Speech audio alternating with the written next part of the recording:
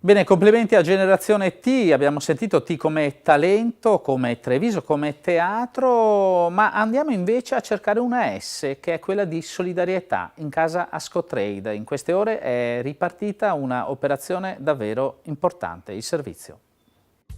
È tornata ad accendersi l'energia della solidarietà in Veneto e Friuli Venezia Giulia. Si è svolta sabato 19 maggio la giornata di raccolta alimentare promossa da Ascotrade e Gruppo Vega, in collaborazione con l'Associazione Nazionale Alpini, Virosac, Banco Alimentare e Veneti Schiacciati dalla Crisi. Iniziativa che per il secondo anno consecutivo ha invitato tutti i cittadini a dedicare un piccolo gesto concreto alle famiglie che vivono un momento difficile. Ascotrade è un'azienda del territorio e in quanto tale ha nel DNA la volontà di aiutare il territorio in cui opera.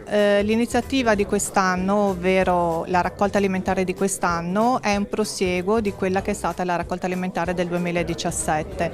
Noi insieme al Gruppo Vega e insieme a Virosac e ovviamente insieme anche agli Alpini ci siamo organizzati per rendere possibile il 19 maggio una raccolta alimentare nelle province di Belluno, Treviso, Venezia, Pordenone e Padova. Questa raccolta alimentare speriamo che produca un risultato superiore a quello che è stato l'anno scorso. L'anno scorso abbiamo ottenuto circa 15 tonnellate di prodotti alimentari, quest'anno puntiamo ad ottenere circa 20 tonnellate di prodotti alimentari da regalare alle persone e alle famiglie indigenti, grazie anche al contributo e alla collaborazione con Veneti Schiacciati dalla Crisi e con il Banco Alimentare. Un'ottima collaborazione per avere un grande risultato, perché effettivamente ci auguriamo che quest'anno, aumentando anche la numerica di punti vendita dove si può fare questa iniziativa, ci possa aumentare anche la quantità dei 15 tonnellate